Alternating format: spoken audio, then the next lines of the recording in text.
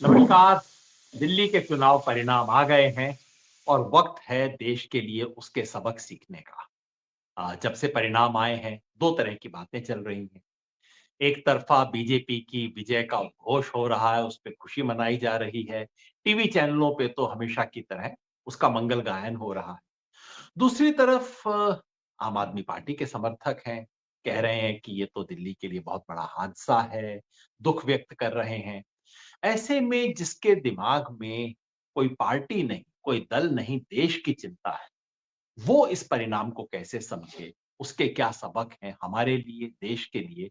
उस पे चर्चा करने के लिए हमारे साथ 2 साथी हैं, कुछ और साथी भी बाद में जुड़ेंगे।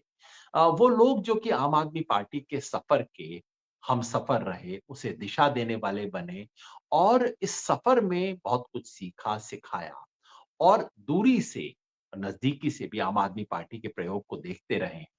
हमारे साथ हैं प्रोफ़ेसर आनंद कुमार। प्रोफ़ेसर आनंद कुमार देश के जाने-माने समाजशास्त्री हैं, बौद्धिक हैं, चिंतक हैं। पिछले वर्ष ही आपकी किताब इमरजेंसी पे आई, जिसने इमरजेंसी में जो द्वंद हैं, इमरजेंसी की अंतर कथा बताते हुए आपकी पुस्तक आई है। आप सबसे हम सीखते रहे हैं, आनंद जी हम सबके लिए प्रेरणा के स्रोत रहे हैं। आम आदमी पार्टी के प्रयोग में जुड़े रहे थे। आप आम आदमी पार्टी की पॉलिटिकल एडवाइजरी कमिटी में भी थे और उसके शीर्ष नेतृत्व में रहे। दिल्ली पूर्वोत्तर से उन्होंने चुनाव भी लड़ा था। हमारे साथ प्रोफ़ेसर अजीत झा भी हैं। प्रोफ़ेसर अजीत झा इतिहासकार हैं। इस समाजवादी आंदोलन के पूरे इतिहास से, उस सफ़र से जुड़े रहे हैं। हाल ही में दिल्ली विश्वविद्यालय से रिटायर हुए हैं। आप भी आम आदमी पार्टी की राष्ट्रीय कार्यकारिणी के सदस्य रहे और उस पूरे अनुभव को आपने देखा है। लेकिन आपको केवल उस नाते से नहीं बुला रहा, इस नाते से भी कि आप दोनों देश की राजनीति पर एक नज़र रखते हैं। तो मैं शुरुआत ये कर रहा था कि आज सुबह से हमने 2 तरह के रिएक्शन देखे हैं दिल्ली चुनाव के परिणाम पे। उस पे हमारी क्या प्रतिक्रिया हो? प्रतिक्रिया पूछने से पहले मैं आप सबको बता तो दूँ कि हुआ क्या है। केवल वो आंकड़े नहीं जो आप टीवी पे देख रहे हैं, वास्तविक आंकड़े भी साथ में। देखिए, दिल्ली में पिछले 2 चुनाव में आम आदमी पार्टी ने इतनी अप्रत्याशित और अभूतपूर्व सफलता प्राप्त की, कि उससे कुछ भी कम लेना बहुत खराब दिख रहा है। सन 2015 के चुनाव में 2013 के चुनाव में आम आदमी पार्टी को 28 सीट आई थी। लेकिन 2015 में जब 2014 के लोकसभा चुनाव के बाद वहाँ चुनाव हुए, तब आम आदमी पार्टी को 67 सीट आई, 70 में से 67। और बीजेपी को जो वोट मिले थे लोकसभा चुनाव में, वो 6 महीने के अंदर विधानसभा चुनाव में 15% वोट घट गए। बहुत कमाल की बात थी। 2019-20 में भी कुछ ऐसा ही खेल हुआ। बीजेपी ने लोकसभा चुनाव जीता, लेकिन 6 महीने के अंदर जब विधानसभा चुनाव हुआ, बीजेपी के फिर 15% वोट घट गए। तो सबको लगने लगा कि भाई अब तो ऐसा हुआ करेगा। लेकिन वास्तव में इससे बहुत अलग इस बार हुआ। बीजेपी लोकसभा चुनाव तो जीती 2024 के। बीजेपी को आए कोई 54% वोट लोकसभा चुनाव में। लेकिन विधानसभा चुनाव में बीजेपी के वोट 15% नहीं गिरे, केवल 7% गिरे। 47% के करीब उनके वोट आए और उधर आम आदमी पार्टी का वोट घट के 43% हो गया। और उसके कारण देश में जो बदलाव आया, दिल्ली के अंदर जो बदलाव आया, वो हम उसकी वजह से देख सकते हैं। अ, जो 15% वोट गिरने के बजाय केवल 7% वोट गिरे, आम आदमी पार्टी को 43%। फासला आम आदमी पार्टी और भारतीय जनता पार्टी और उसके सहयोगियों के बीच में केवल 3.5% का है। लोग 2.5% बताएंगे, 2.5 नहीं है क्योंकि उसके अंदर आम आदमी बीजेपी के 2 सहयोगी थे, उसको जोड़ लिया है। केवल 3.5% का फासला है, लेकिन सीटों में बहुत बड़ा फासला हो गया है। इस बात को ध्यान में रखेंगे इस परिणाम का विश्लेषण करते समय। तो अब बिना समय दिए मैं सबसे पहले आनंद जी के पास और उसके बाद अजीत जी के पास जाऊंगा।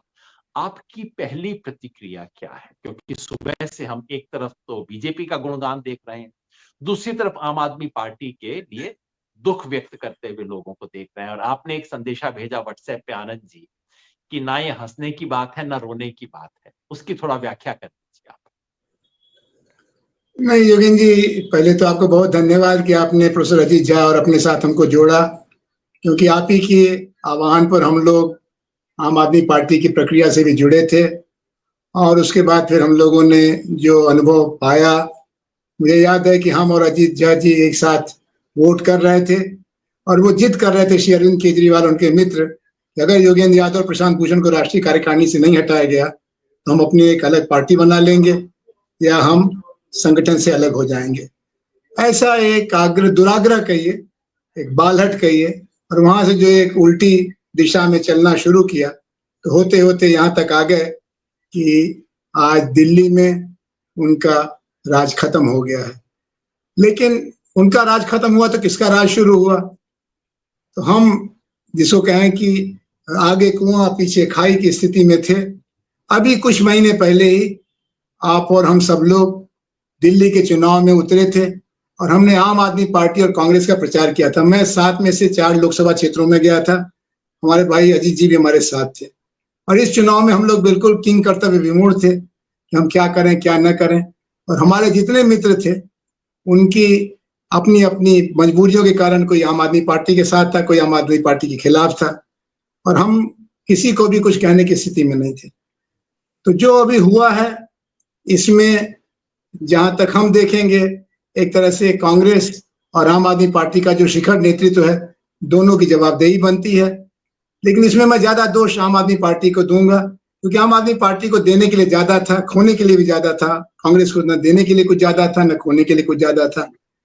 जब आप कांग्रेस के एक बड़े नेता और उसकी माँ और उसके बहनोई को आरोपित करेंगे, भ्रष्टाचारी बताएंगे, तब आपसे जो दूसरा पक्ष है वो क्या बर्ताव करेगा? वो भी आपको अपना दुश्मन मानेगा और दुश्मन का दुश्मन दोस्त हो जाता है। इस तरह की व्यवहारिक राजनीति कांग्रेस की तरफ से हुई है और अभी एक सूची घूम रही है कि 10 सीटें जहां आम आदमी पार्टी के उम्मीदवार पराजित हुए, वो जो अंतर उसका है, वो जो वोट कांग्रेस को मिला उसके बराबर का अंतर है, नई दिल्ली सीट समेत।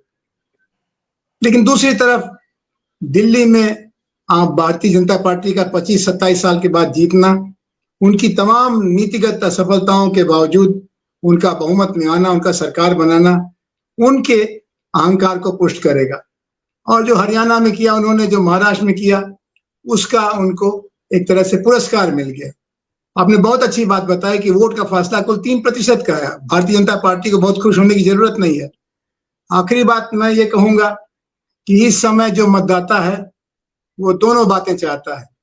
एक तरफ तो जो सरकार की तरफ से यानी आम आदमी पार्टी के 10 साल के राज में गरीबों के लिए पानी, बिजली, पढ़ाई और दवाई का इंतजाम हुआ, उसमें बाधा मत डालना।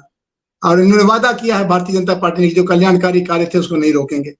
दूसरी तरफ ये भी दिल्ली की सरकार को संदेश दिया है कि अगर लेफ्टिनेंट गवर्नर ही हमारे भाग्य विधाता हैं और लेफ्टिनेंट गवर्नर दिल्ली सरकार, केंद्रीय सरकार के निधन अधीन है, तो जिस पार्टी का केंद्रीय सरकार प्रशासन है उसी पार्टी को हम दिल्ली की भी चाबी सौंपते हैं।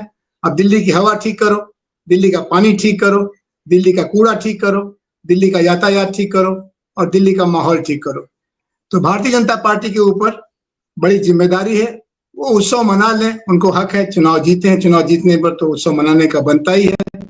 लेकिन उनकी जो जिम्मेदारियां उसको भी ध्यान में रखें, क्योंकि दिल्ली में जो जो वो नहीं कर पाएंगे उसका पूरे देश में चर्चा होगा। अभी गुजरात मॉडल की कोई चर्चा नहीं करता, लेकिन गुजरात मॉडल तो ठीक है, पीछे की कहानी हो गई। दिल्ली में जो आपने वादे किए हैं वो नहीं करिएगा तो बिहार में सूद सहित जनता आपसे हिसाब करेगी। शुक्रिया आनंद जी। मैं इस बात को अलग अलग टुकड़ों में लेके बाद में आऊंगा, क्या कारण रहे और ये जो कांग्रेस और आम आदमी पार्टी में गठबंधन ना होने का कारक कितना महत्वपूर्ण रहा, क्या हुआ, इस पे जरूर आऊंगा। और जो आपने आगे की तस्वीर दिखाई कि आगे बिहार में क्या होगा और पंजाब में क्या होगा, आम आदमी पार्टी का भविष्य क्या होगा। लेकिन पहले मैं प्रोफेसर अजीत झा से भी पहली टिप्पणी उनकी लेना चाह रहा था कि पहली प्रतिक्रिया हमारी क्या है इस पे। ये तो जाहिर है कि आम आदमी चुनाव हारी है और बीजेपी चुनाव जीती है। लेकिन जो 2014 से एक प्रचार चल रहा है वो ये है कि बीजेपी जब भी चुनाव जीतती है तो अपनी जीत को वो एक सुनामी की तरह, एक महाजनादेश की तरह पेश करती है और जिन चुनावों को वो हारती है उसका या तो जिक्र नहीं करती या उसको काफी हद तक उसकी चर्चा को दबा देती है। तो जैसा आपने कहा, ये चुनाव में 3.5% वोटों का अंतर है और ये 3.5% वोटों का जो अंतर है इसमें भी कांग्रेस की एक बड़ी भूमिका है। 2015 और 2020 की तुलना में कांग्रेस बहुत मजबूती से, उसकी तुलना में बहुत मजबूती से चुनाव लड़ी है और इसका नतीजा है कि जैसा अभी आनंद जी कह रहे थे कि 13 सीटें ऐसी हैं जहां, और वो सीटें ऐसी हैं, वो 13 की 13 सीटें जहां पर कांग्रेस इतनी मजबूती से चुनाव नहीं लड़ती तो वो ज्यादातर वोट आम आदमी पार्टी की तरफ जा सकते थे। और एक सीट ऐसी है जहां कांग्रेस नंबर 2 पे है।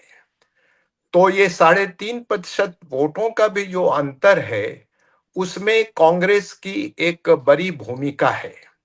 तो भाजपा की जीत जितना सीटों में दिखती है, जनादेश में वो उतनी बड़ी जीत नहीं है। ये बात हमको समझनी चाहिए। ये जरूर है कि आम आदमी पार्टी का जो जो जीत थी 2015 में और 2020 में, वो बहुत बड़ी जीत थी और उस जीत से नीचे आना, 12-13% नीचे आना, उस मायने में ये आम आदमी पार्टी की बड़ी हार है और उसके बारे में जरूर आम आदमी पार्टी को भी समझने की जरूरत होगी और जो लोग राजनीति को देख रहे हैं, समझ रहे हैं, इससे निष्कर्ष निकालना चाह रहे हैं, उनको भी इसका विश्लेषण करने की जरूरत होगी।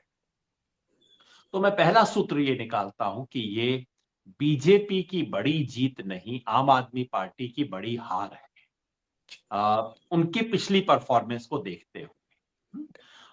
दिल्ली में कांग्रेस का और आम आदमी पार्टी का वोट यदि मिला दिया जाए तो लगभग 50% बनता है और बीजेपी और उसके सहयोगियों का वोट मिला दिया जाए तो लगभग 47.5% बनता है।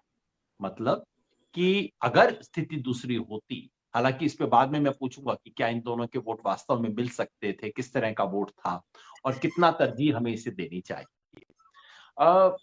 ये जो आम आदमी पार्टी की जो बड़ी हार हुई, इसके पीछे किन किन कारकों को हम मानते हैं? जैसा हिंदुस्तान में आमतौर पे होता है, जैसे ही चुनाव के परिणाम आते हैं तो जो हारी हुई पार्टी ने जो कुछ भी किया उसका दोष माना जाता है। आतिशी को मुख्यमंत्री क्यों बनाया, अरविंद केजरीवाल जेल में जाने से पहले मुख्यमंत्री अपना पद क्यों नहीं छोड़ के गए, उनका शीश महल था, उनका करप्शन था, उनका रेवड़ी बांटते थे, इसके कारण हुआ, इत्यादि ये सब जो थे बातें गिनाई जा रही। आनंद जी, आपने इस पूरे सफर को देखा है, इस पे नजर रखी है। ये जो आम आदमी पार्टी का सफर जहां से शुरू हुआ और आज जहां पहुंचा है, उसमें क्या वो अंश हैं, क्या वो कारक हैं जो आपको लगता है आज उन्हें यहां तक लेके आए? देखिए, जो सबसे बड़ा आकर्षण था आम आदमी पार्टी का और उसके नायक अरविंद केजरीवाल का, और उनके साथ जो लोग काम करते थे, अब तो चर्चा खाली अरविंद केजरीवाल की होती, लेकिन मैं समझता हूँ कि मनीष सिसोदिया, संजय सिंह, गोपाल राय, आतिशी मर्लेना, पंकज गुप्ता, कई लोग थे और उन सब लोगों ने मिलकर के एक छवि बनाई थी कि ये ऐसे लोग हैं जो पेशेवर राजनीतिज्ञ नहीं हैं, जो कुछ आदर्शों के प्रति समर्पित हैं, कुछ जोखिम उठा करके सामने आए हैं और बदलाव की, विकल्प की राजनीति लाना चाहते हैं। और उसमें अन्ना हजारे का संत जैसा एक चेहरा और चरित्र और उनका किरदार, और उसमें आप सब लोगों की सूझबूझ, वो सब तो रहा नहीं। धीरे धीरे आम आदमी पार्टी मतलब अरविंद केजरीवाल, अरविंद केजरीवाल मतलब आम आदमी पार्टी, न खाता न बही, जो अरविंद जी कहे वही सही, ऐसा करके उन्होंने इसको एक व्यक्तिगत करिश्मा के आधार पर खड़ा एक मंच बना दिया। चुनाव में व्यक्तिगत करिश्मा का भी काम रहता है और चूंकि सरकार इनके पास रही तो एक उसका अपना एक जोड़ने का तत्व भी हो जाता है, सत्ता सबसे ज्यादा जोड़ लेती है। लेकिन नंबर एक तो यही हुआ कि चमक खत्म हो गई और जैसे होली के हुड़दंग में सभी रंग बिरंगे दिखते हैं, मैले कुचैले दिखते हैं, वैसे ही आम आदमी पार्टी भी कांग्रेस और भाजपा जैसी ही दिखी। न सच और झूठ का फासला रहा, न वादों पर यकीन रहा और न वादों के प्रति कोई प्रतिबद्धता रही। चुनाव के समय कुछ कह दिया फिर भूल गए। नंबर 1 बात। नंबर 2 बात, आम आदमी पार्टी एक अनाथालय बन गई। जिस तरह से उन्होंने अन्य दलों के लोगों को बुलाया, उनको टिकट दिया और तथाकथित सर्वे के नाम पर अपने प्रामाणिक और विश्वसनीय लोगों को हटाया, और जिसमें जो सबसे दुर्घटना का चरित्र दिखाई पड़ने वाली घटना बनी, स्वाति मालीवाल जो उनकी दाहिने हाथ थी, महिला आयोग की अध्यक्षा थी, राज्यसभा की सदस्य थी, अपने घर में उन पर हमला हुआ और स्वाति मालीवाल ने पूरे चुनाव में साजिया इल्मी और स्वाति मालीवाल दो चेहरा ऐसा आया जिसने कि इनके दल के अंदर जो गिरावट आई है, एक तरह की अमर्यादा अराजकता आई है, उसको सामने रखा। तीसरा, आम आदमी पार्टी के नेता अरविंद केजरीवाल ने अपनी असफलताओं को स्वीकार तो किया कि सड़कों में गड्ढा है, यमुना का प्रदूषण दूर नहीं हुआ और हम पर्यावरण प्रदूषण पर ज्यादा नहीं, लेकिन उन्होंने इसका सारा दोष लेफ्टिनेंट गवर्नर और दिल्ली सरकार, केंद्र सरकार पर मढ़ा। तो मतदाताओं के एक छोटे हिस्से ने कहा कि अगर तुम्हारी असफलता का कारण केंद्र सरकार है तो हम उन्हीं को जिम्मा सौंप देते हैं, फिर तुमको किस काम के लिए रखेंगे? तुम तो 10 साल में कुछ ज्यादा नहीं कर पाए और तुम कहते हो बड़ी अड़चन है, तो जो अड़चन है उसी को हम दूर कर देते हैं। तो दिल्ली के मतदाता ने बड़ी सजगता के साथ न उनको खारिज किया है और न इनको कबूल किया है, बल्कि दोनों को प्रोबेशन पर रखा है। यानी इनको अपनी तरफ से जो चुनाव में वादे किए थे उसको पूरा करने की जिम्मेदारी है, क्योंकि अरविंद केजरीवाल की हार का एक तीसरा कारण यह था कि जो आम जीवन है, आम लोगों का जीवन है, उसके बारे में इनकी लापरवाही है और उसमें जैसे कहें कि आग में घी डालने का काम शीश महल जैसी घटनाओं ने किया कि आम लोगों की हालत तो इतनी खराब और आप अपना एक नया अवतार दिखा रहे हैं हम लोगों को। हम इसको नहीं पसंद करते। अजीत भाई, जब आनंद जी ने जो बात रेखांकित की, आम आदमी पार्टी का जो पतन हुआ, जहां से शुरू हुई थी, और हम लोग तो एक समय पे गवाह रहे उस सब चीजों की जो घटनाएं हुई थी। लेकिन जो महत्वपूर्ण बात है कि उस उन चीजों से प्रभावित हुए बिना अब हम बैठ के मूल्यांकन कर रहे हैं। तो जब मैं बात करता हूं इस तरह के पतन की, तो लोग अक्सर कहते हैं भैया ये तो सब 2015-16 में हो चुका था। उसके बाद भी देखो उन्होंने चुनाव जीते, 2020 का चुनाव कितने गजब तरीके से जीता। तो 2020 के बाद ऐसा क्या क्या हुआ, कुछ पे आनंद जी ने भी इशारा किया है, जिसकी वजह से आज आम आदमी पार्टी यहाँ पे पहुंची है। क्या चीज लगी, क्योंकि जो 15% वोटर शिफ्ट हो जाते थे उनमें से आधे ही क्यों हुए, और कुछ हद तक वो हुए जो कि अपेक्षाकृत, जिसे दिल्ली में मध्यम वर्ग कह दिया जाता है, यानी कि दिल्ली का जो ऊपरी तबका है, उस तरह के लोग हुए, वो क्यों? पहली बात तो ये कि 2015 का जो चुनाव था, जो आम आदमी पार्टी ने जीता, वो एक किस्म की क्रांति थी, इसमें कोई शक की बात नहीं है। जितनी उनको सीटें मिली, जितना वोट मिला, हर तबके से वोट मिला, तो उसको तो बिल्कुल एक अभूतपूर्व किस्म की राजनीतिक घटना थी और उसमें बहुत उम्मीद थी सभी लोगों को। और व्यक्तिगत बात नहीं है, पर जब वो ये आग्रह कर रहे थे कि प्रशांत भूषण और योगेंद्र यादव को हटना ही पड़ेगा, और आनंद जी और मैं कई आम आदमी पार्टी के उस समय एस्टेब्लिशमेंट के जो लीडर से उनसे बात कर रहे थे, तो उनसे बार बार मैंने कहा कि देखिए, इनके रहने से आपको तकलीफ होगी, ये बात तो बिल्कुल सही है, आपकी हाँ में हाँ नहीं मिलाएंगे, लेकिन इनको हटाने से जो आम आदमी पार्टी जो एक राजनीतिक आंदोलन है, वो राजनीतिक आंदोलन के तौर पे कायम नहीं रह पाएगा और आपको पूरी तरह से सरकार की परफॉर्मेंस पे निर्भर करना पड़ेगा। तो एक तो 2015 में ही पार्टी खत्म हो गई, आंदोलन खत्म हो गई और पूरी तरह से आम आदमी पार्टी की पूरी निर्भरता सरकार के ऊपर हो गई। और 2015 से 20 के बीच में उन्होंने जरूर कुछ ऐसे काम किए जिसकी अपेक्षा दिल्ली का कम से कम, जिसको अंडर क्लास कहते हैं, नीचे के 40-50% तबके को दिल्ली के सरकारों से उस किस्म की कभी उम्मीद नहीं थी, क्योंकि उनकी एग्जिस्टेंस इलीगल है, गैर कानूनी है। लगातार जो सरकारें रही भाजपा की और कांग्रेस की, उन्होंने दिल्ली की बड़ी आबादी के अस्तित्व को लीगल नहीं बनने दिया। उनका रहने की जगह, झुग्गी जैसी जगह भी इलीगल थी। उनका रेरी पटली लगाना, उनका काम धंधा, ये सब इलीगल था। और उन तबकों के लिए आम आदमी पार्टी ने काफी काम किया। केवल बिजली पानी की बात नहीं है। बिजली पानी के अलावा भी बहुत सारी गरीब बस्तियों में इंफ्रास्ट्रक्चर का डेवलपमेंट हुआ, पहले से ज्यादा हुआ। और स्कूल और हॉस्पिटल और मेडिसिन और मोहल्ला क्लिनिक, ये कितना काम हुआ नहीं हुआ वो एक अलग बात है। पर सरकार इनके बारे में बात कर रही है, लगातार बात कर रही है, इसको राजनीति का सवाल बना रही है। ये आम आदमी पार्टी सरकार की महत्वपूर्ण उपलब्धियां थी, जिससे नीचे का तबका उनके साथ जुड़ा। और जो मध्यम वर्ग भी था, उन्हें लगा कि ये सरकार लोगों के लिए काम कर रही है। जिनके बच्चे कभी सरकारी स्कूल में नहीं जाएंगे, वो कितने भी अच्छे हो जाएं, उन लोगों ने भी इसको देखा, इसकी तारीफ की, और उन्हें लगा कि बेहतर प्रशासक, संवेदनशील सरकार दिल्ली को मिल रही है, ये दिल्ली की तरक्की का काम करेगी। इसलिए 1920 में भी उनको बहुत बड़ी सफलता मिली, बावजूद इसके कि लोकसभा में लगातार वो मोदी को वोट दे रहे थे। जी।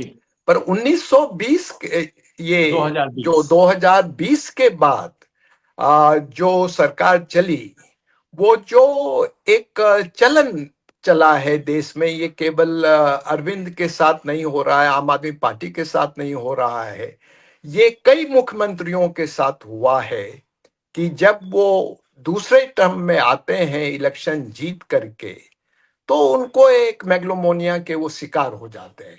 उनको लगता है कि उनमें इतना करिश्मा है कि लोग उन पर मुग्ध हैं, और वो जिसको फीडबैक लूप कहते हैं, वो उनका बिल्कुल बंद हो जाता है। तो अपने जाल में इस ढंग से उलझ जाते हैं, इतनी आत्ममुग्धता इतनी ज्यादा आ जाती है कि आगे क्या हो रहा है, आगे कुछ काम हो रहा है या नहीं हो रहा, इस पर नजर नहीं रहती है। और एक ही बात, एक ही भाषा, एक ही बहाना, एक ही किस्म की आलोचना जब आप बार बार करने लगते हैं, तो जी। विश्वसनीयता कम होने लगती है।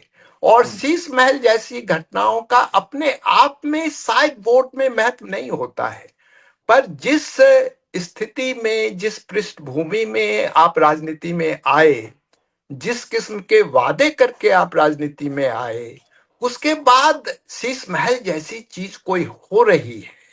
शराब घोटाला कितना हुआ नहीं हुआ वो कोर्ट में तय होगा, उसकी सजा कोर्ट में तय होगी। पर शराब जैसे मामले में सरकार इतनी उलझी हुई है, शराब इतना बड़ा सवाल है सरकार की नीति का। इन सब चीजों ने मिलकर के आम आदमी पार्टी को काफी कमजोर किया, लोगों के मन में काफी शक पैदा हुआ। और चीफ मिनिस्टर से लेके एमएलए तक जो लाइफस्टाइल का सवाल है, और जो आनंद जी ने कहा कि हर जगह से हर तरह के लोगों को आप पार्टी में ले रहे हैं, जिसको लेने की आपको कोई जरूरत नहीं है, लेकिन वो क्यों ले रहे हैं? क्योंकि उनके पास कुछ पैसा है, उनके पास कुछ जाति का आधार है। जब आपको इतना व्यापक जन समर्थन मिला है, तो उस जन समर्थन से राजनीति करने की बजाय आप उस जन समर्थन को वापस उसी राजनीति में ले जा रहे हैं जिस राजनीति से निजात पाने के लिए लोगों ने आपको वोट दिया है। जी। ये आम आदमी पार्टी के लिए बहुत खतरनाक सिद्ध हो। जी। और आम आदमी पार्टी के पास ये सुविधा नहीं थी जो कि बीजेपी के पास है, कि आप सब कुछ करते जाइए और टीवी पे दिखाया नहीं जाएगा। टीवी चैनल आपके लिए कवर अप का काम करेंगे, वो काम करेंगे नहीं, क्योंकि इस तरह का टीवी चैनल तो इसको खुल के दिखाएंगे, बीजेपी की तरफ से प्रचार करेंगे, तो वो सुविधा नहीं है कि आपके लिए कोई और आके कवर अप करेगा, आपकी चीजें बिल्कुल आएंगी। बिल्कुल और बिल्कुल आप अगर बिल्कुल। ये सारी दुनिया पे उंगली उठा के चोर चोर बताते हुए आप कहते हैं, तो उसके बाद आपकी जांच तो होगी भाई, आपकी जांच को तो लोग छोड़ेंगे नहीं। आपने कहा कि हम ना गाड़ी लेंगे, ना पुलिस लेंगे, सिक्योरिटी लेंगे, बंगला नहीं लेंगे, और उसके बाद आपका बंगला शानदार है, चाहे शीश महल हो ना हो, वो गोल्डन चीजें हो या ना हो, लेकिन ये वो तो नहीं है जो वादा करके आप आए थे। इतना तो जनता को पता लग जाता है। और उसी तो ये एक दूसरा सूत्र है कि आम आदमी पार्टी वो तो शुरू में ही नहीं रही जो उसने कहा, जो आनंद जी ने कहानी बताई, हम सब उसके गवाह हैं। वो जो वैकल्पिक राजनीति का सपना, राजनीति को बदलने की जो बात थी, वो तो 2015-16 तक आते आते दफन हो गई थी। लेकिन उसके बाद आम आदमी पार्टी ने अपने पहले टेन्योर में एक बहुत बड़ा काम उठाया, वो था दिल्ली के लोगों को कुछ मूलभूत सुविधाएं उपलब्ध करवाने का, जो कि दिल्ली के अनऑथराइज्ड लोगों को नहीं मिला करती थी। लेकिन दूसरा राज आते आते उनको इसका इनाम तो मिल चुका था, लेकिन उसके बाद कुछ करने को नहीं था, और करने के थे तो बहाने थे, और वो बहाना भी एमसीडी की चुनाव जीतने के बाद खत्म हो गया कि भैया आप तो अब आपको दिखाना पड़ेगा क्या काम। तो ये सब चीजें मिलके वो परिस्थिति बनाती हैं जिससे परिणाम आता है। अ, दो एक चीज और मैं आप दोनों से पूछना चाहता हूँ आनंद जी, आप इस देश में सांप्रदायिक सद्भाव के लिए काम करने वाले सबसे बड़े आंदोलन को नेतृत्व भी दे रहे हैं। ये जो सांप्रदायिकता के सवाल पर आम आदमी पार्टी ने जो नीति अपनाई, क्योंकि उनका कहना था खुल के कि भाई आपको बीजेपी ने जो चौखटा बांधा है इसके अंदर ही काम करना पड़ेगा, और हम तो बीजेपी अगर हिंदू है तो हम उससे ज्यादा हिंदू बनने की कोशिश करेंगे। बीजेपी अगर दंगे पे कुछ कर रही है तो हम आंख मूंद के बैठे रहेंगे, बुलडोजर चल रहा है तो हम चुप रहेंगे, और रोहिंग्या के सवाल पे हम बीजेपी से कंपटीशन करेंगे कि तुम ज्यादा एंटी मुसलमान कि हम ज्यादा एंटी मुसलमान, ये सब करते थे। और आम आदमी पार्टी के लोगों से पूछते थे तो वो कहते थे कि ये उनकी रणनीति है, कोई गलती नहीं है, ये रणनीति थी उनकी कि भाई देखो अगर बीजेपी का मुकाबला करना है तो आप इसी तरह से कर सकते हो।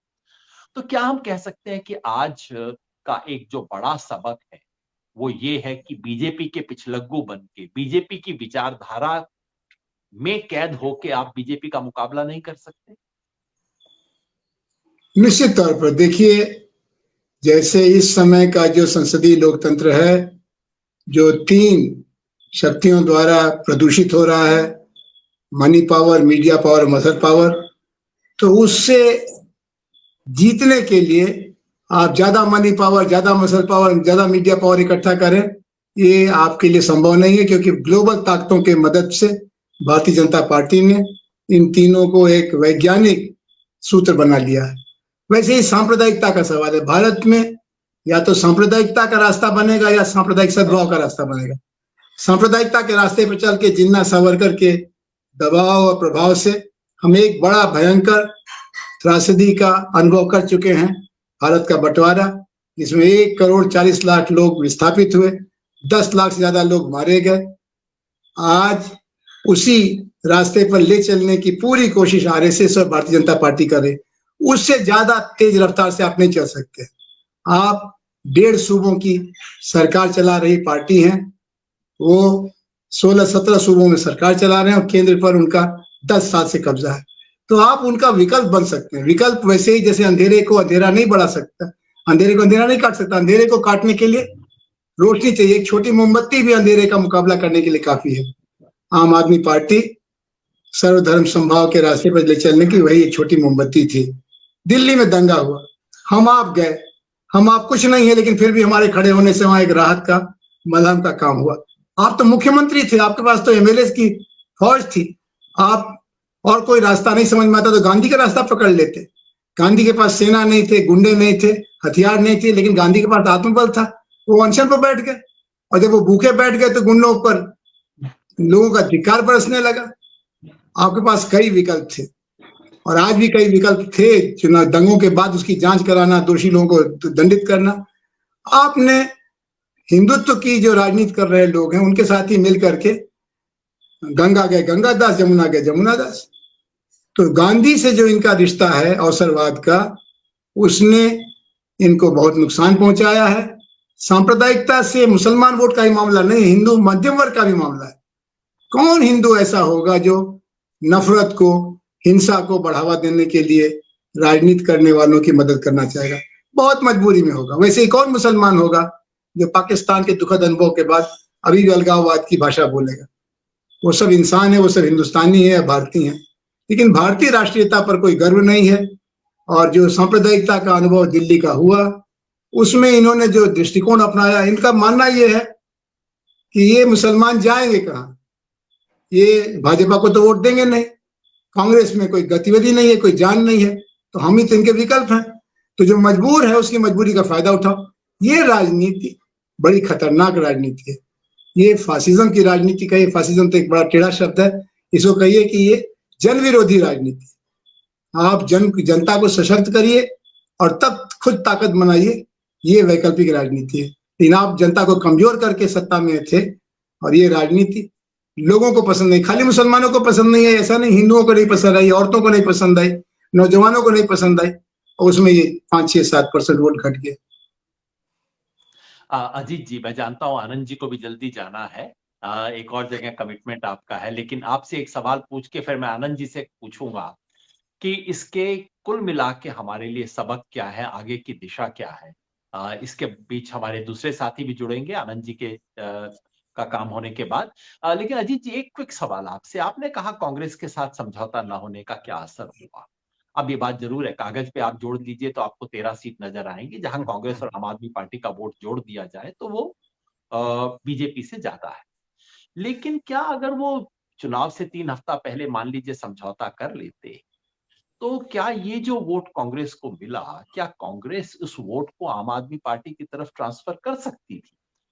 अगर 6 महीना पहले मिलकर काम करते तो बिल्कुल तस्वीर अलग होती। लेकिन हकीकत ये है कि लोकसभा चुनाव में आम आदमी पार्टी और कांग्रेस ने जमीनी स्तर पे मिलकर काम नहीं किया दिल्ली, जिससे हालत खराब। और बिना मिले 3 हफ्ता पहले अगर वो घोषणा कर देते, क्या उस मतलब क्या ये बहुत बड़ा कारक है चुनाव में? कितना बड़ा कारक है? पहली बात तो जो आनंद जी ने जहां बात को छोड़ा, एक तो आम आदमी पार्टी और पूरे विपक्ष को इस नर्वसनेस से निकलना चाहिए और विचारहीनता से निकलना चाहिए कि चूंकि भाजपा सांप्रदायिक है और वो सत्ता में है, इसलिए उसको जो मत दे रहा है वो भी सांप्रदायिक है। ये एक बहुत बड़ी बेवकूफी और गलतफहमी है। हिंदुओं का अपार बहुमत सांप्रदायिक नहीं है, और जो हिस्सा सांप्रदायिकता के चपेट में भी एक छोटा सा हिस्सा, वो भी स्थायी तौर पर सांप्रदायिक नहीं है। ये समझ होना बहुत जरूरी है। पर ये समझ आपको तभी हो सकती है जब आपकी कुछ प्रतिबद्धता भी हो। अगर आपकी कोई प्रतिबद्धता नहीं होगी तो आपकी ये समझ भी नहीं होगी। और इसलिए आप तो जानते हैं 2012-13 से हम कोशिश कर रहे थे कि आम आदमी पार्टी का कोई नीति दस्तावेज हो, लेकिन हर बार अरविंद ने उसको किसी न किसी बहाने से रोका। एक बार तो शिविर किया गया इस काम के लिए 5 दिन का, पर उसमें भी दस्तावेज बनने नहीं दिया, क्योंकि वो यही कहते थे कि भाई चुनाव के हिसाब से हमको जब जो पोजीशन लेना होगा तब हम पोजीशन लेंगे। वो कभी कभी फायदा पहुंचा सकती है, पर आमतौर पर वो केवल नुकसान ही पहुंचाएगी, वो फायदा नहीं पहुंचा सकती है। नंबर 1 बात।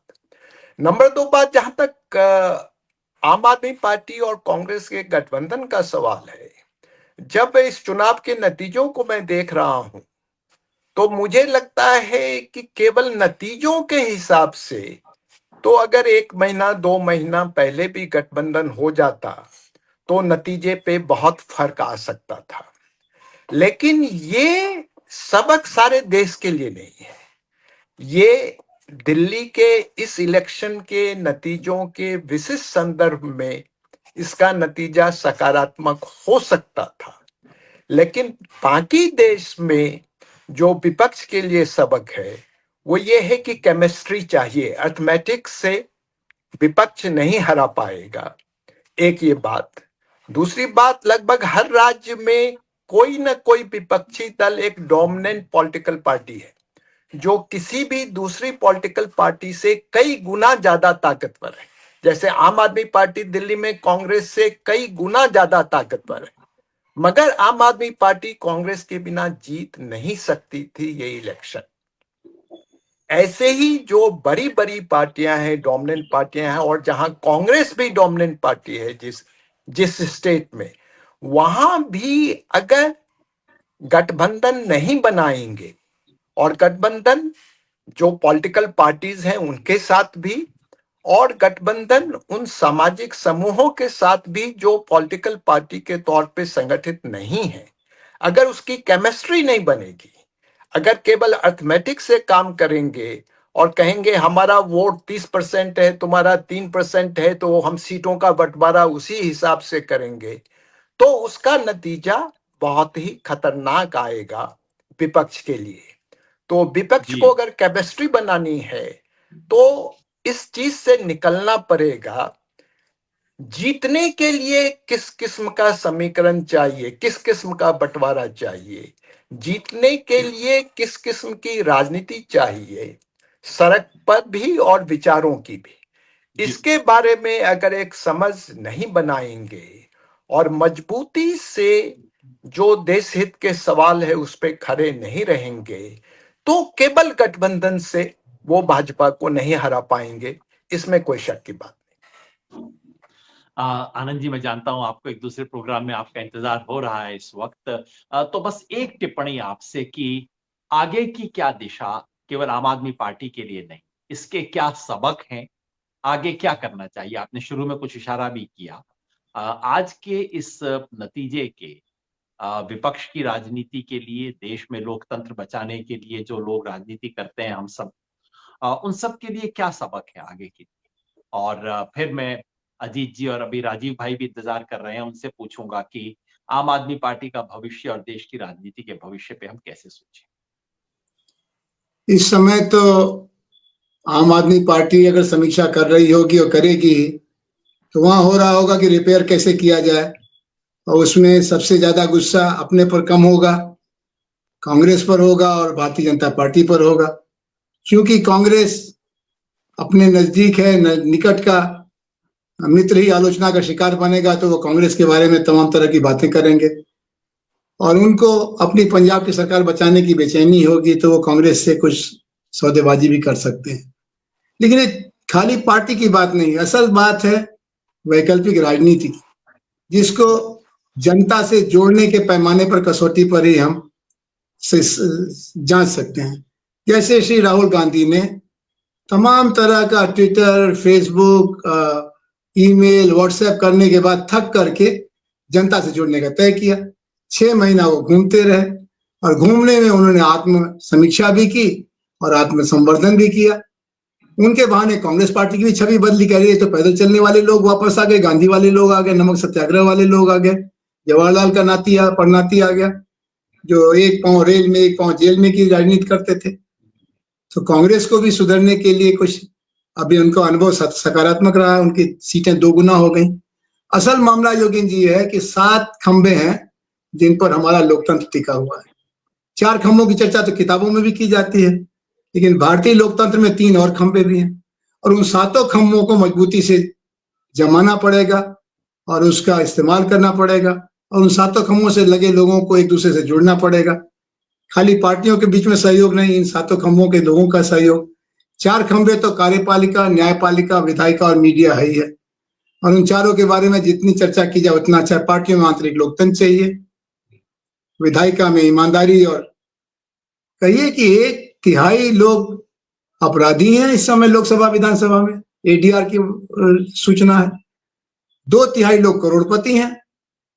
ये प्रतिनिधित्व वाला लोकतंत्र बचा कहाँ है? औरतें हैं, ये 15% से भी कम है, मुसलमान है ही नहीं। तो नंबर 1 कि हमारी विधायिका का चरित्र बदलना चाहिए, इसके लिए चुनाव सुधार जरूरी है।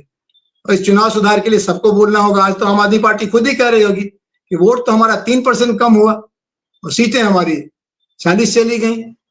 बड़ा बुरा हुआ हमने चुनाव सुधार के बारे में चर्चा नहीं की, चलो आगे मौका मिलेगा तो करेंगे। और यही कांग्रेस को, यही अन्य दलों को, राजद, समाजवादी पार्टी को रखना चाहिए, चुनाव सुधार और पार्टी सुधार। दूसरा, विधायिका के अलावा जो न्यायपालिका की बात है, बहुत चर्चा चल रही है जुडिशियल अकाउंटेबिलिटी की। पुराने चीफ जस्टिस अपने घर पर आरती के लिए प्रधानमंत्री को बुला के पछता रहे होंगे, और जस्टिस लोकुर जैसे लोग बता रहे हैं।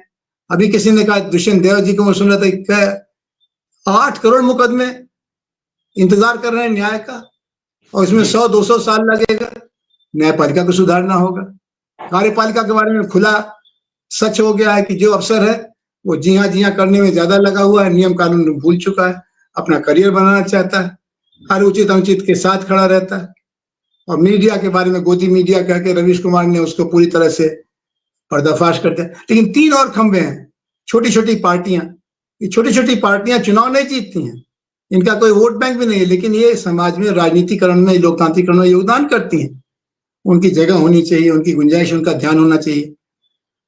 इसी तरह से ये जो ज्ञान केंद्र है, शोध केंद्र और विश्वविद्यालय, ये भी लोकतांत्रिकरण के, ये ज्ञान का लोकतांत्रिकरण करते हैं, सूचना का लोकतांत्रिकरण करते हैं, हमारी क्षमता का विस्तार करते हैं। एक पढ़ी लिखी औरत, एक पढ़ा लिखा दलित, एक पढ़ा लिखा गांव का आदमी और अनपढ़, जो फासला है, ये फासला कौन पैदा करता है? विश्वविद्यालय और शोध केंद्र। और इन दोनों पर लगातार हमला हो रहा है, इनका बजट घटाया जा रहा है, इनकी स्वायत्तता खत्म की जा रही है, इनकी मर्यादा पर हमला हो रहा है। और आखिरी बात है जन संगठन, जिसको मजाक में मौजूदा प्रधानमंत्री ने झोला वाला कहा। ये झोला वाले अगर नहीं होते तो न शिक्षा का अधिकार आता, न मनरेगा आता, न सूचना का अधिकार आता, न फॉरेस्ट राइट्स एक्ट आता। और अभी बहुत सी लड़ाइयां जो चल रही हैं, भूख से मुक्ति का सवाल है, रोजगार का अधिकार है, ये पार्टियां तो अपने चुनाव के समीकरण की मजबूरी कारण ज्यादा नहीं कर पाती। छोटे जो जन संगठन है ये काम करते हैं। तो ये 7 खंभों को मजबूती से मजबूत करना, इसका आखिरी सारांश ये होगा कि लोकतांत्रिक राष्ट्र निर्माण को अपनी जिम्मेदारी बनाना। जैसे गांधी और नेहरू और सुभाष और भगत सिंह की पीढ़ी का प्रथम संकल्प था भारत को आजाद कराना, आज हमारी पीढ़ी का प्रथम संकल्प भाजपा हटाओ नहीं है, कांग्रेस हटाओ नहीं है, कम्युनिस्ट मिटाओ नहीं है, भारत के लोकतांत्रिक राष्ट्र निर्माण अभियान को मजबूत करो। अगर हमने राष्ट्रीयता को वापस इनके हाथ से नहीं लिया तो देश के ठेकेदार तो ये बन गए हैं, और जब देश की ठेकेदारी इनकी है तो हम कौन है? हम खाली आलोचक हैं, हम टुकड़े टुकड़े गैंग हैं, हम भारत विरोधी ताकतों के प्रवक्ता हैं। ये छवि जब तक बनी रहेगी, हमारा एक फासला बना रहेगा। हमारी छवि देशभक्तों की होनी चाहिए। देशभक्त में गांधी से बड़ा कोई नहीं, नेहरू, सुभाष, पटेल, जगजीवन राम, मौलाना आजाद, नरेंद्र देव, जयप्रकाश लोहिया से बड़ा कोई नहीं।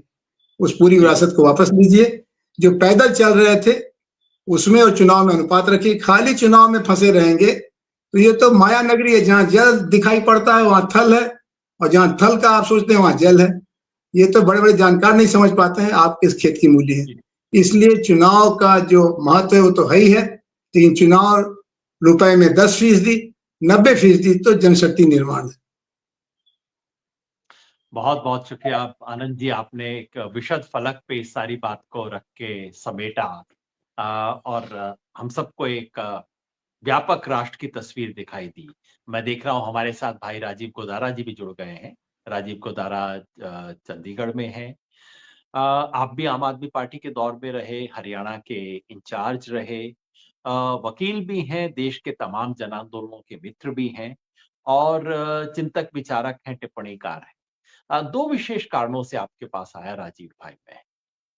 एक तो इसलिए कि आप पंजाब की खबर रखते हैं और सब लोगों के मन में सवाल रहता है कि अच्छा अब इसके बाद क्या, पंजाब में क्या होगा। लेकिन दूसरा, कुल मिला के आम आदमी पार्टी पर क्या इसका असर होगा, इसके बारे में तमाम तरह की कवायद चल रही है। और मैं सुबह से कह रहा हूं कि देखिए, अगर आप खाली चुनाव के आंकड़े देखें तब ऐसा कुछ नहीं है इस चुनाव में जिसके कारण आम आदमी पार्टी को कोई बहुत बड़ा खतरा हो। 2 बार आप चुनाव जीते, बहुत बड़े वोट से जीते, एक बार हार गए, कोई बात नहीं, चलता रहता है तो पार्टियों के अंदर। लेकिन आम आदमी पार्टी पे इसका गहरा असर हो सकता है। एक, क्योंकि पूरी पार्टी केवल दिल्ली पर आधारित है, राज पंजाब में है लेकिन होता दिल्ली दरबार से। दूसरा, सब कुछ चुनाव केंद्रित है। ये बात आनंद जी ने भी पहले कही कि राजनीति में आंदोलन को छोड़ के केवल चुनाव इस वक्त हो रहा है, तो चुनाव केंद्रित है। और तीसरा, पूरी पार्टी अरविंद केजरीवाल एक व्यक्ति पर केंद्रित है। अब इसका दोष केवल आम आदमी पार्टी को नहीं देना चाहिए, इस देश की 90% पार्टियों की यही स्थिति है कि एक व्यक्ति पे केंद्रित है। मगर ऐसे में अरविंद केजरीवाल का खुद हारना, दिल्ली में सत्ता का जाना और दूसरी तरफ बीजेपी की तरफ से हमले होंगे। ऐसा तो नहीं है कि केवल चुनावी हार के बाद मामला रुक जाएगा। जैसा हमने दूसरे राज्यों में भी देखा है और खास तौर पे आम आदमी पार्टी के साथ, क्योंकि कहीं न कहीं ये मोदी की आँख की किरकिरी थी। तो क्या उसे खत्म करने की कोशिश होगी? ईडी, सीबीआई तमाम तरह के खेल हमने देखे हैं और वो पार्टी जिसमें से एक आदर्शवादी कार्यकर्ता और नेता दोनों ही निकल चुके हैं, जो कि ऐसे संकट के समय पे खड़े रह सकते हैं। वहां आप इस पार्टी का क्या भविष्य देखते हैं? दिल्ली में और थोड़ा-सा पंजाब पर भी प्रकाश डालिएगा। नहीं, अभी आपका म्यूट है राजीव जी, म्यूट है शायद आपका। जी, अभी आवाज आ रही है? हाँ जी। आम आदमी पार्टी जिस सीढ़ी से चढ़कर सत्ता तक आई और पार्टी बनी, आम आदमी पार्टी ने जैसे जिक्र आप लोगों ने पहले किया, वो सत्ता में पहुंचते ही उस सीढ़ी को तो गिरा दिया था। वो सीढ़ी थी ईमानदारी की, आम आदमी की बात करने वाली, किसी सिद्धांत की राजनीति करने वाली, बेहतर राजनीति करने वाली, उसको तो गिरा दिया था। और फिर ये भी आम आदमी पार्टी ने एक बड़ी बहस से चलाई और बहुत ही विधिवत तरीके से चलाई, बहुत स्ट्रांगली उसके बारे में कहा गया कि भी बिना प्रेगमेटिज्म के नहीं हो सकता। ये तो समझ में आता था, परंतु ये कहा गया प्रेगमेटिज्म ही जीत दिलाता है। ये एक लंबी बहस चली थी 2015 के आसपास। अब मुझे लगता है कि अब जो वो नारा था, और एक अरविंद केजरीवाल ने एक और बात बार बार वो कहते थे कि भी हम एक बार सत्ता में आ जाएंगे तो ऐसी सेवा करेंगे, ऐसी सर्विसेज देंगे लोगों को कि देश भर से लोग हमारे पास चल के आएंगे कि हमें हमारी सरकार आपकी चाहिए, लोग मांग करेंगे। तो दो बातें साबित हो गई। एक तो सिर्फ प्रेगमेटिज्म के सहारे राजनीति में आप लगातार जीत नहीं सकते, और दूसरा, जब तक आपका कोई नीति नहीं है, कोई विचार नहीं है, किसी को समझ में नहीं आता कि आप किस दिशा में जा रहे हैं, और सिर्फ फोटो कुछ लगा देंगे और उन फोटो के जो विचार हैं, जो उनको रिप्रेजेंट करते हैं, प्रतीक है वो फोटो जिस विचार के, उसके विपरीत काम करेंगे। ये सबका फैसला हुआ है कि वो बहुत लंबे समय तक टिक नहीं सकते।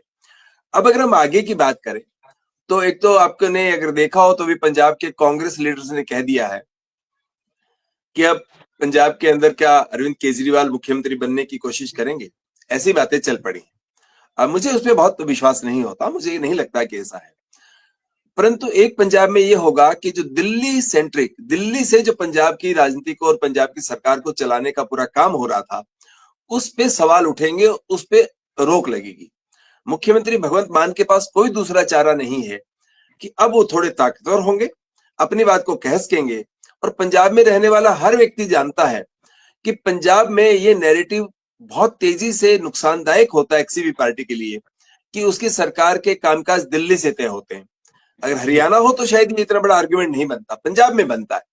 तो अब भगवंत मान जब इसको सुनते हैं रहे हैं और अब तक नहीं कर पा रहे थे, शायद अब वो बोलेंगे। फिर पंजाब में एक और बात चलती है कि भगवंत मान के बहुत करीबी मित्र रहे हैं और हैं जो राज्यसभा मेंबर है पंजाब से, पहले कांग्रेसी हुआ करते बिट्टू नामक व्यक्ति, तो अभी वो भारतीय जनता पार्टी के राज्यसभा मेंबर है। तो फिर अमित शाह का और पूरा बीजेपी का वो खेल किस तरह से आकार ले सकता है। परंतु भविष्य का जो आम आदमी पार्टी का आपने कहा, उसमें मुझे डामाडोल इसलिए इन कारणों से तो एक तरफ छोड़िए, बड़ा कारण ये लगता है कि जहां अवसरवाद को आपने इतनी जगह दे दी और अवसरवादी लोगों को आपने जगह दी जो पैसा दे के आएंगे, पैसा देंगे और आपकी सरकार में, आपकी पार्टी में आ जाएंगे कि आपके पास कुछ वोट है तो जीत जाएंगे, ये जो पूरी प्रक्रिया आपने चलाई, अब उसका गुब्बारा भी फूट सकता है। और जब लगेगा कि अब आपके हाथ में सत्ता नहीं है और सत्ता में उन्हें कोई रेवड़ी नहीं मिल रही है, पंजाब की बात करें तो एक तरफ भ्रष्टाचार का बोलबाला दिखता है, माइनिंग से लेकर सब जगहों पे होता है, परंतु विधायक के खिलाफ अगर आप कार्रवाई, जिसको चुन लेते हैं तो आप कार्रवाई कर लेते हैं और बाकी विधायक जो मर्जी करें, परंतु एक तरफ भ्रष्टाचार कर ले विधायक, इसके अलावा कोई बात उसकी नहीं सुनी जाती। ये जो बीच का एक खेल है, इसमें मुझे लगता है कि विधायक और बाकी लोगों में भी एक पीड़ा जो है वो सामने आ सकती है। और क्योंकि अवसरवाद का मामला है और आपने किसी विचार और सिद्धांत की बात नहीं की, तो एक बड़ा खतरा दिखता है। और हरियाणा में पिछला जो चुनाव हुआ, बल्कि इससे पहले अगर जाएं, जब हरियाणा में पंजाब में सरकार आई थी, उसके बाद से देखें, पंजाब में सरकार आई तो बहुत एकदम हरियाणा में लगा कि बहुत लोग शामिल हो रहे हैं। जैसे ही उन्हें लगा कि हरियाणा में सरकार नहीं बन सकती तो एकदम बैठ गई आम आदमी पार्टी। तो आपके अवसरवादी चेहरों के माध्यम से जो आपकी ताकत मिलती है, वो जितनी तेजी से उभरती है उतनी जल्दी बैठ भी जाती है। एक ऐसा संभावना या एक ऐसा खतरा दिख रहा है पंजाब में भी और आम आदमी पार्टी के लिए कहीं भी। जी राजीव भाई, मैं दरअसल देख रहा था कि आगे क्या उम्मीद है अलग अलग राज्यों। आपने बताया हरियाणा का उदाहरण है ना, हरियाणा में एक जमाने में लगता था कि भाई एक तरफ दिल्ली एक तरफ पंजाब, तो हरियाणा में तो आम आदमी पार्टी बहुत बढ़ जाएगी। लेकिन जैसे ही लगा, क्योंकि पार्टी संगठन पे आधारित नहीं है, पार्टी विचार पर आधारित नहीं है, पार्टी किसी संकल्प पे आधारित नहीं है, प्रैग्मेटिज्म है, राजनीति में जो लेन देन चलता है वो वाला मामला है। तो उस लेन देन में जैसे ही लोगों को लगा कि ना भाई कुछ बात नहीं बन रही, एकदम बैठ गई पार्टी और हरियाणा चुनाव में असफल हो गई। मुझे लगता है यही कहानी कहीं ना कहीं गुजरात और उत्तराखंड में होती है, जहां पे आम आदमी पार्टी को अच्छा वोट मिल गया था। पिछली बार वोट मिला था, सीटें ज्यादा नहीं आई थी। लेकिन जो खबर मुझे आ रही है, गुजरात और उत्तराखंड दोनों में ही आम आदमी पार्टी उसको रिपीट करना की स्थिति में नहीं है, दरअसल उससे नीचे आने की ही स्थिति है। तो ले दे के बच जाता है सिर्फ और सिर्फ पंजाब। और आम आदमी पार्टी की सरकार पर निर्भरता, पैसे के लिए, दम के लिए और अब तो बिल्कुल अपने बचाव के लिए सरकार पर निर्भरता इतनी ज्यादा है कि सब कुछ मामला पंजाब पे आएगा। और मैं कह रहा था अपने इंटरव्यूज वगैरह में कि देखो, पंजाबी इतने धीरज वाले लोग नहीं है कि चलो 5 साल दे दिया, चलो जी एक बार फिर दे दो। पंजाब की जनता जल्दी से कान पकड़ लेती है नेताओं का और कहती है आउट, काम नहीं किया जाओ, है ना। और अब तक जो खबर आ रही है पंजाब से, वो आम आदमी पार्टी के बारे में बहुत फेवरेबल है नहीं।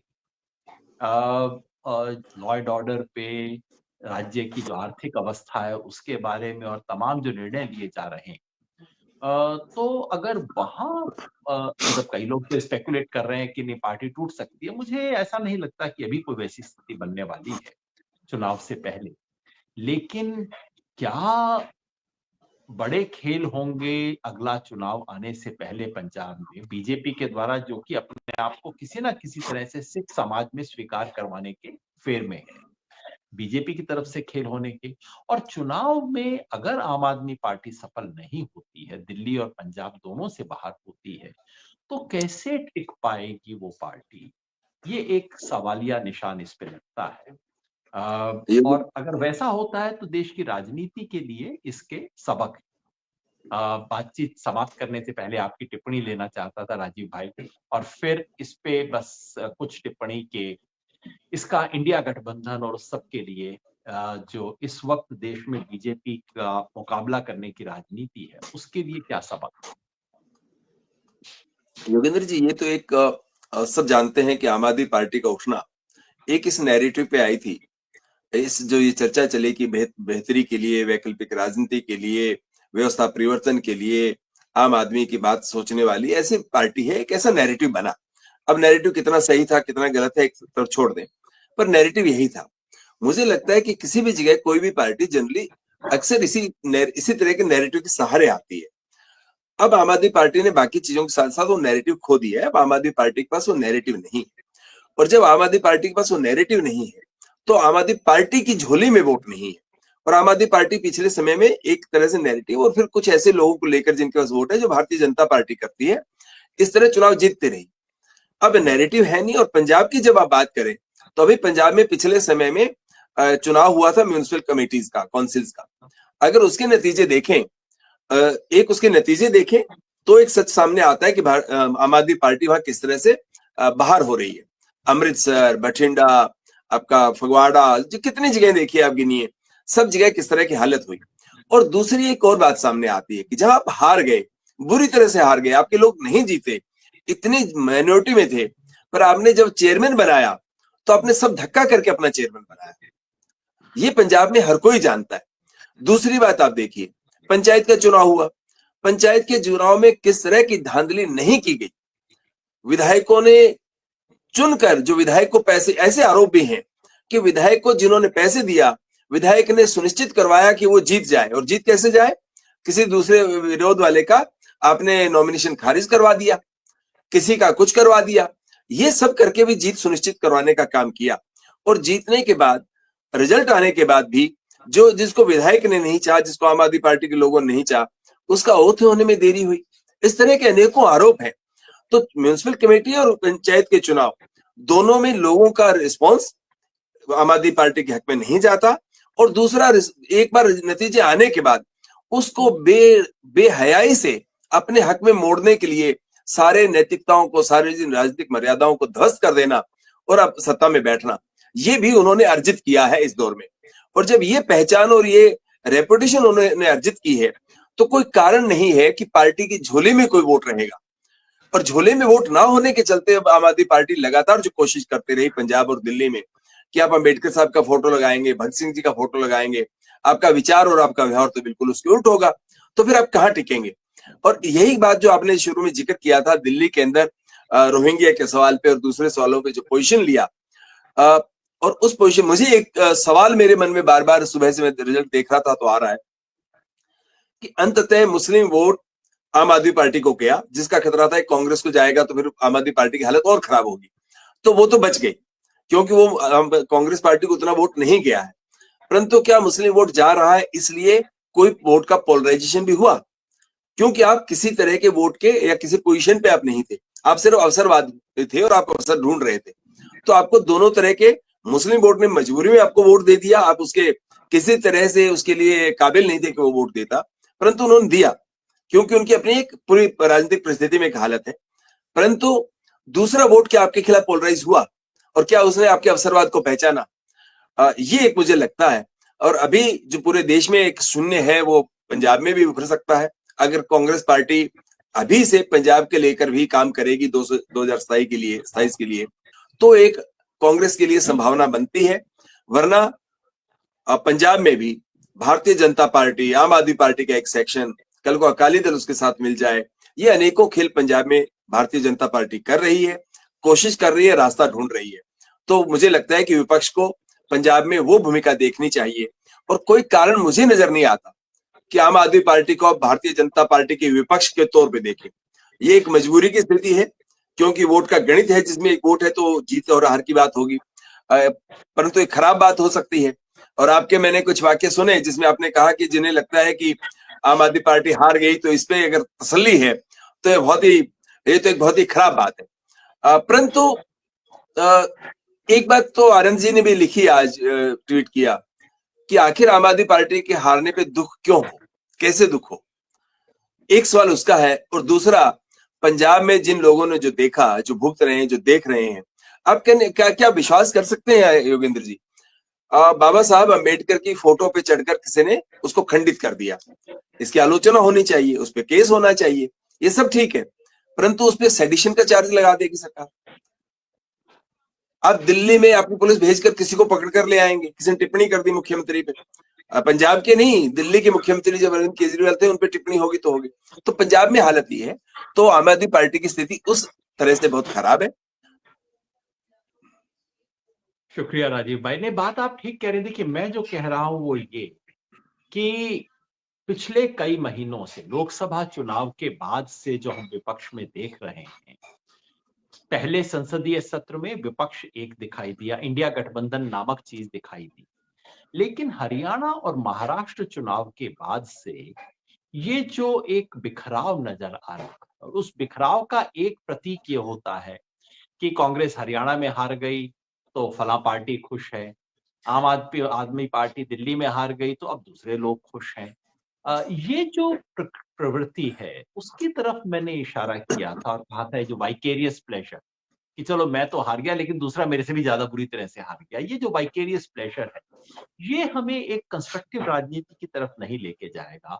और इस वक्त दल से अपने व्यक्तिगत अनुभव से ज्यादा देश को एक कुल जो बड़ी चुनौती है उसको सामने रख के देखें।